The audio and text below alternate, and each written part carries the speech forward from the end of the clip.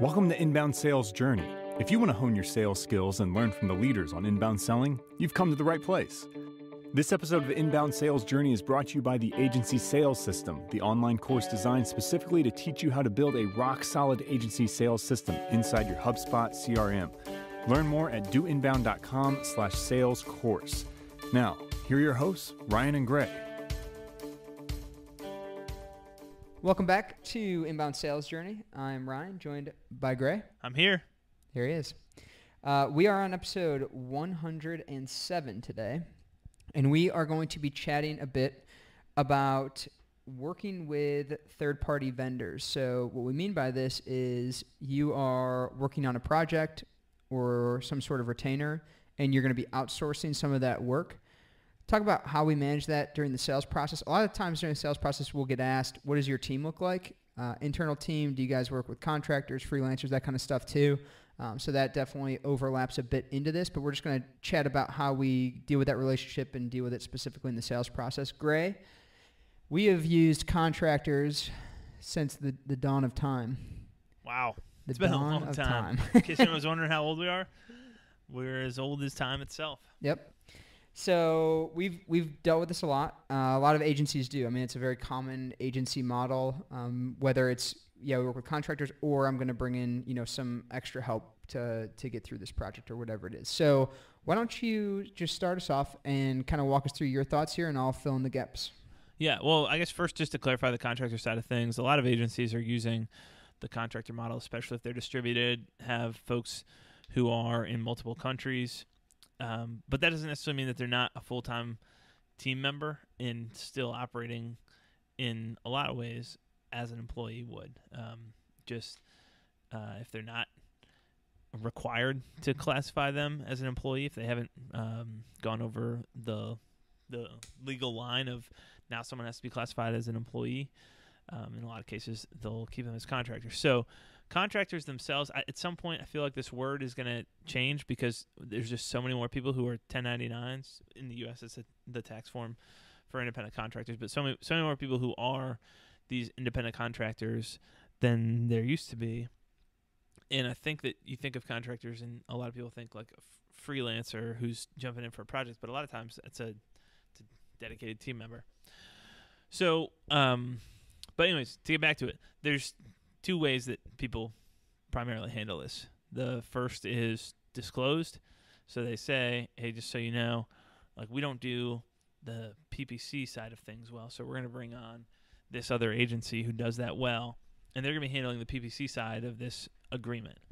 And that revenue might be going to us, and we're then paying them, or it might be going directly to them. There might be a totally separate agreement, but that relationship is at least disclosed.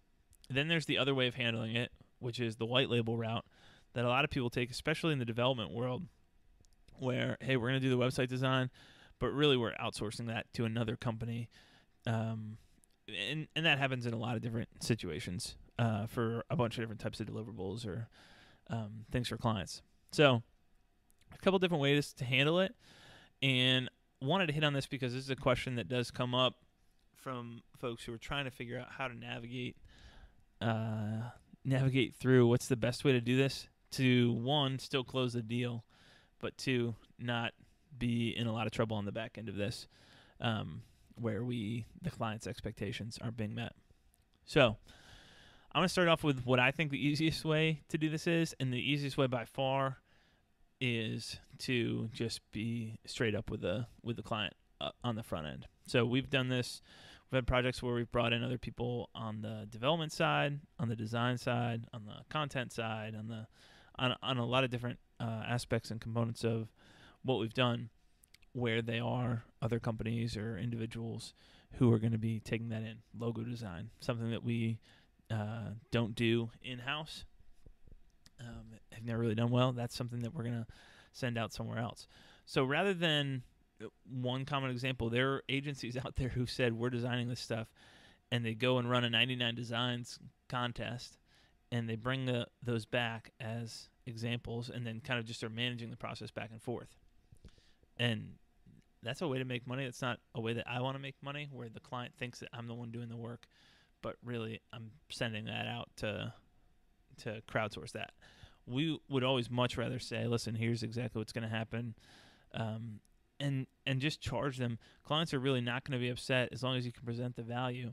A lot of agencies who've done that type of thing, the contest itself to run might be $300, $299 or whatever to run it. And they say, well, this is easily worth $1,000 to the customer because I'm going to be managing the feedback and making their life a little bit easier here. I feel much more comfortable just telling the client, listen, let's run this. And if you want to bring us in to help manage that, it's going to be well worth your time. We're going to take $700. They're going to take $300, and we're going to get you the logo that you need. And they know where it's going. And it's totally fine then. We've had situations where I've said, like, if you just we already have the 99 Designs account. You want us to go run that contest, and you just pay us everything. That's fine. You don't have to pay multiple people and have your own account or whatever. We can handle that process for you. That's a super uncommon. Try and stay out of that as much as possible, and don't do that at Guava Box at this point. But that's the way in that example that I would much rather handle it, and just be upfront with the prospect about what's going to happen, or with the client about how this is going to work and what's going to happen. A question for you, Gray. Go for it. So is it during the sales? So let's say you go through a sales process and they never ask about the team or like how the work's done or distributed. I think for us, it's almost 50-50 about that question specifically being asked like independently. Is it when you start to talk about the different services and what you're going to do that you preemptively bring it up and just say, hey, we don't do this, like personally, not one of our strongest suits, but this is how we would handle a situation like this, and that's when you kind of bring it up, or when, I guess at what point, and it's hard because I think there's different situations, so this is kind of an unfair question, but when have you seen is like the best time to bring up the team dynamic and what you are and aren't going to be doing in-house? I think as soon as you're talking about the process, and at some point as you're walking through, if you're getting into the pricing area of things, I don't think you ever want to let this go. What you don't want to have happen is let this go and try and have this come out later. So you don't want to go through the process, get to the point where you've got the deal ready to close at a $50,000 website project, and then they ask, are you guys doing the development in-house, or is that happening somewhere else? And you say, well, actually, that piece is outsourced. That's what you want to stay away from as much as possible, is have that come out later. And at that point, there are a lot of folks who've made this mistake where they don't want to screw up the deal at this point, so they just say, hey, we're handling that. And then it winds up that somehow that comes out. Maybe it never comes out. But either way, you're sitting on something there that's your dirty little secret that you don't want getting out, and now you're stressed about that. And that's not the way to go through life and have to be running an agency. So I don't know. I mean, like you said, it's a little bit situational, but my general philosophy is the earlier the better. That doesn't mean in the first 5 minutes that you start saying, well, if you want web design, that's not going to be us, that's going to be this. And if you want PPC, that's going to be this other agency. But it does mean once you're getting into the specifics of those services and talking about how it's going to get done and talking about pricing and stuff, that you're up front and you address and attack that question head on when it does come up with folks, and just let them know what pieces. And there's a big difference, I guess, probably the bigger episode or the more valuable piece of this, because everyone's got probably has a way that they're either trying to figure out or attacking this right now, but how you position this and pitch this. So you don't want to say, we don't do web development well, but we found this other agency that's pretty cheap and we can hook you up with them. That's not the way that you want to position that. That doesn't get you excited. Surprisingly not. You want to position it as, assuming this is true, here's the agency who does this really well. This is the piece that they do really well. And we've partnered up with them, and we're working with them on these projects, and here are folks you can talk to about it. Now, we obviously have an agreement with them because we've chosen to not focus on this and just to work with them for it. We have an agreement with them where we're going to handle this important piece of your project. They're going to handle that piece. You don't have to worry about paying multiple vendors. You just pay it to us. We then take care of them, and we're basically we're providing a lot of these services, but we're also your general contractor here. And you and I, Ryan, we're going to do an episode here in the coming weeks talking about metaphors.